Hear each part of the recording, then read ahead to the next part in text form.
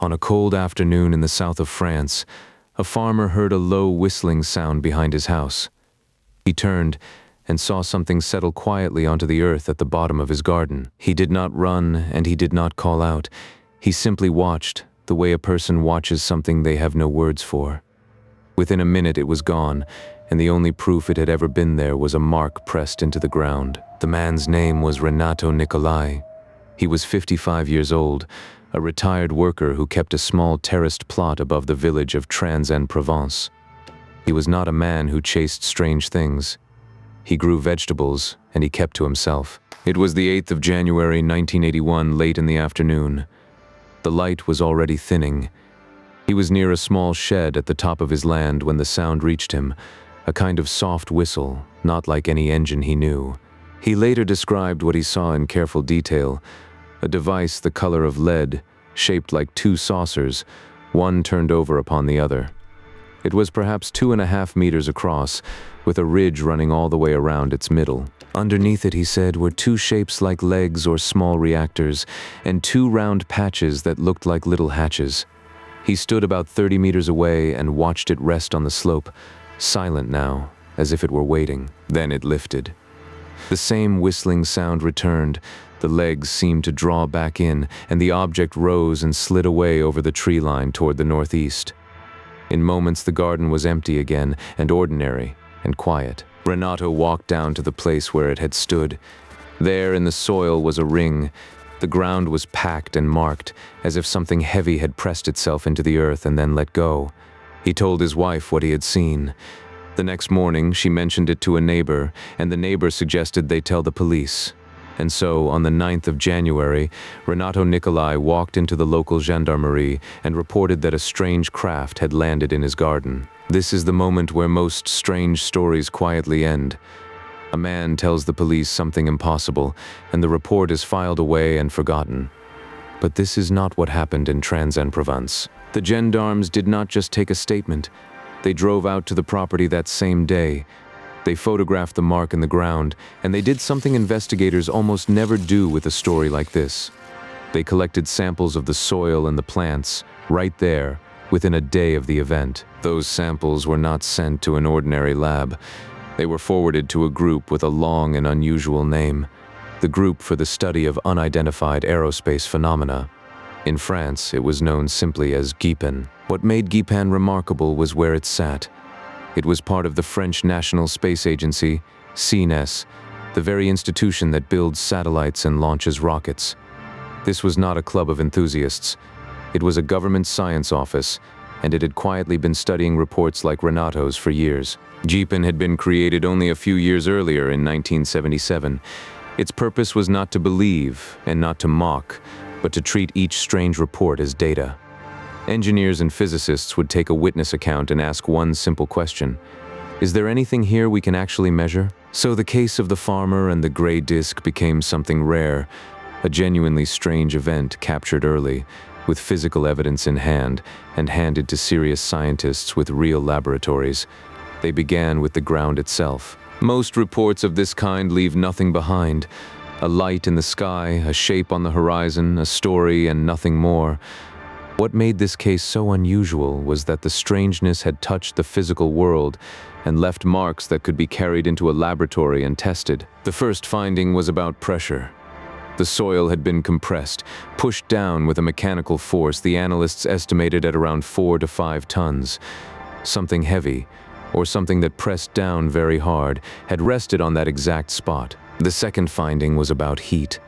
The analysts concluded that the ground had been warmed, not slightly, but to a temperature somewhere between 300 and 600 degrees Celsius, hot enough to change the soil, yet there was no fire, no scorched plants burned to ash, no obvious flame, and there was more. In the samples, the chemists found unusual traces, small amounts of phosphate and zinc that did not fit the ordinary chemistry of that garden. Piece by piece, the patch of earth was beginning to tell a story that no one had expected. Each measurement on its own might have an innocent answer. Soil can be compressed by machinery, ground can be heated by fire, trace metals can wash in from many sources, but here they appeared together, in one small circle on a quiet garden terrace, with no machine, no fire, and no obvious cause anywhere in sight. But the strangest discovery did not come from the soil at all. It came from the plants. A biologist named Michel Bounias was given the wild alfalfa that grew around the mark, and he studied it leaf by leaf. He did not rely on impressions. He measured the pigments and the chemistry of the leaves, comparing plants taken close to the mark with plants of the same kind gathered further away. The numbers, when he laid them side by side, did not behave the way healthy plants should. What he found was difficult to explain. The alfalfa closest to the mark had lost a great deal of its chlorophyll, the green pigment that lets a plant live on light. In some leaves, the loss reached as much as 30 to 50%, and the damage was not random. It followed a pattern.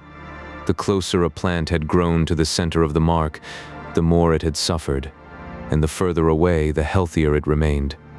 Whatever had touched that ground had reached out from a single point. Stranger still, Bounias reported that the young leaves of the alfalfa had taken on the chemistry of much older leaves. In the language of the laboratory, the plants seemed to have aged, as if something had quietly pushed them forward in time. No one could say for certain what force could do this. Intense heat, some form of radiation, a powerful electromagnetic field, all were discussed, and none of them fully fit. The plants had been changed by something the scientists could measure, but could not name. All of this was gathered into an official document.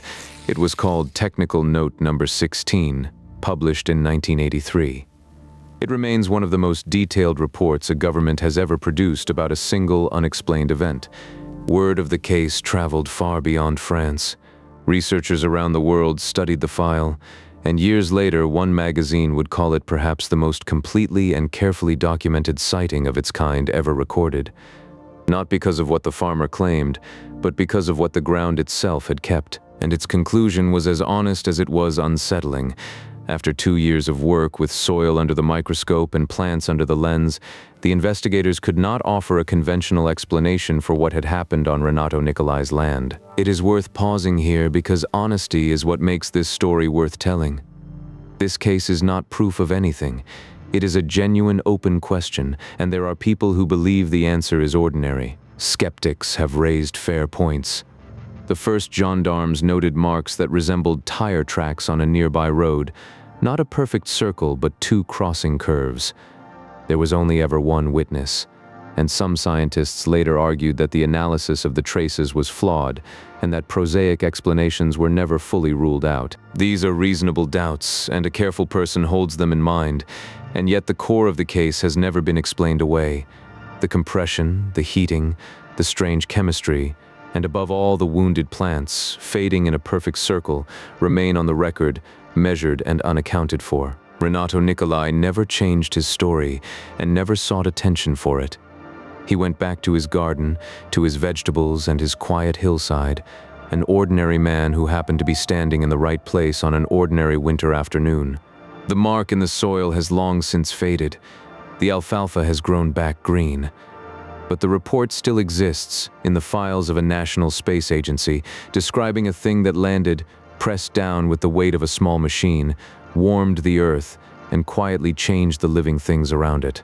We may never know what Renato Nicolai saw settle onto his land that afternoon.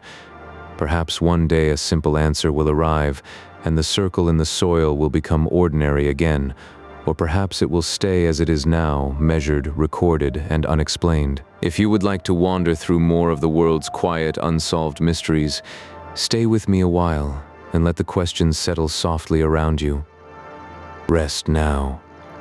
Sleep well.